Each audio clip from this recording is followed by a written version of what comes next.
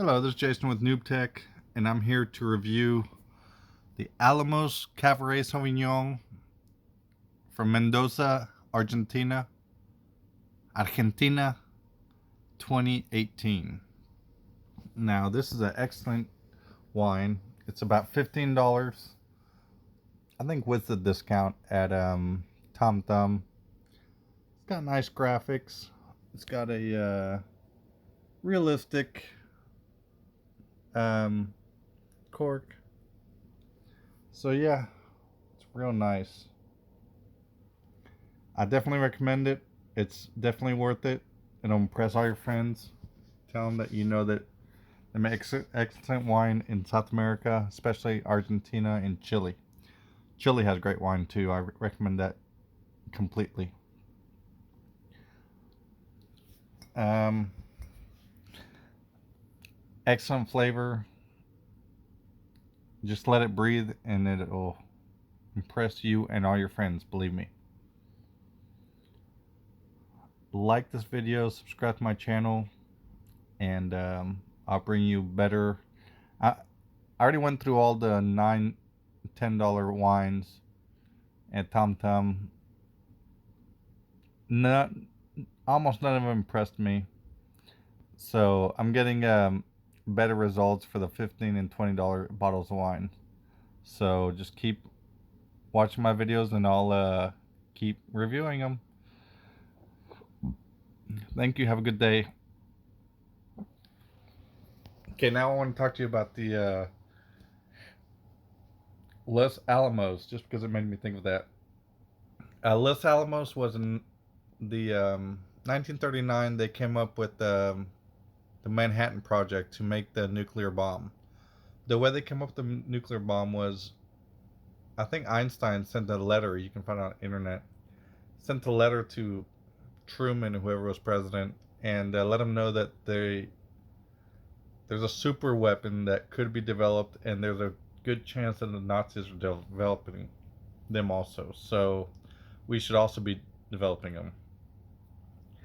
So we threw $2 billion into it, which is about 50 billion of today's dollars, which doesn't seem like that much since ever since the COVID started, we burnt through $5 trillion, and most of it went to large corporations.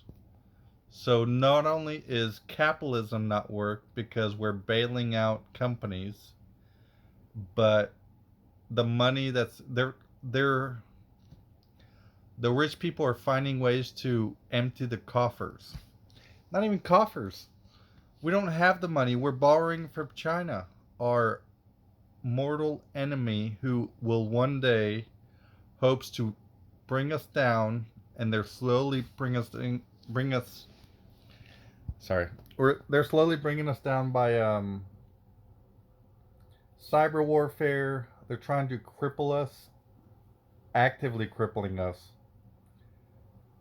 And we're sitting here feeding them all our money, buying their crap, borrowing money from them.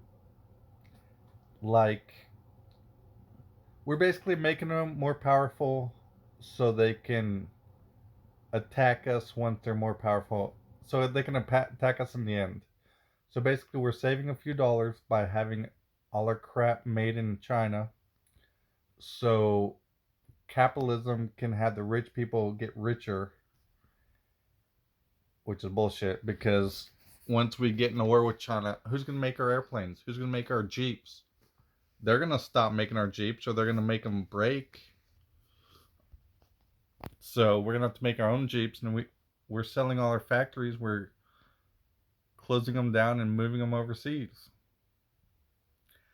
Dumbasses. You know what else we're doing? We're selling our jet fighter technology to the Middle East for money. It may be a little bit outdated, and we can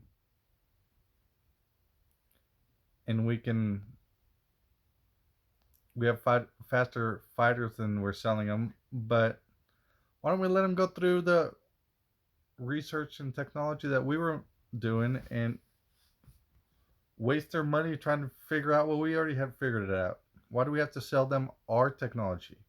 Let them figure out their own technology. It's dumb to sell your weapons to your enemies or potential enemies or people who don't believe in or who people who do believe in beheading or people who have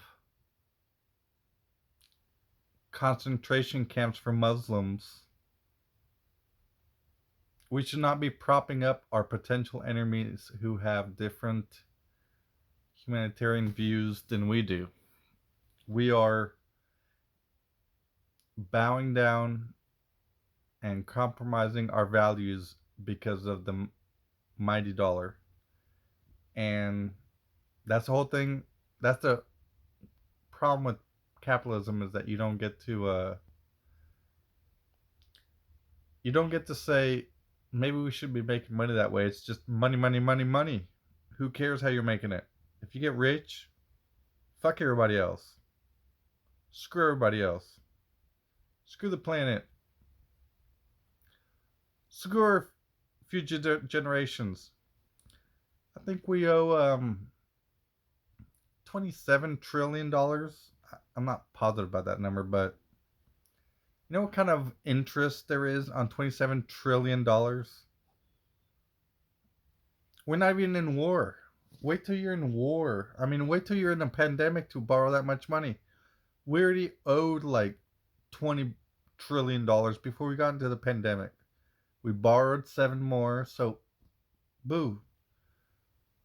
We owe close to $30 trillion with the interest and all that. We have to wait for and we're going to go into a recession because of this bullshit. So we're not going to be able to pay it back. Our interest is going to be due. It's going to make it harder for us to get out of debt. We do not need to live in debt.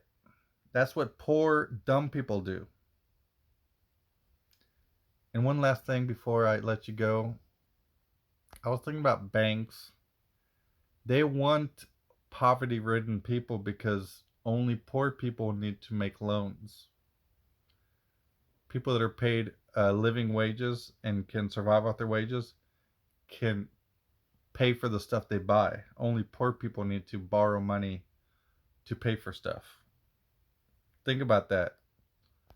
The banks of the world would rather see higher levels of poor people and poverty-ridden people so they can make loans to them and keep them enslaved using credit instead of having people. That's why our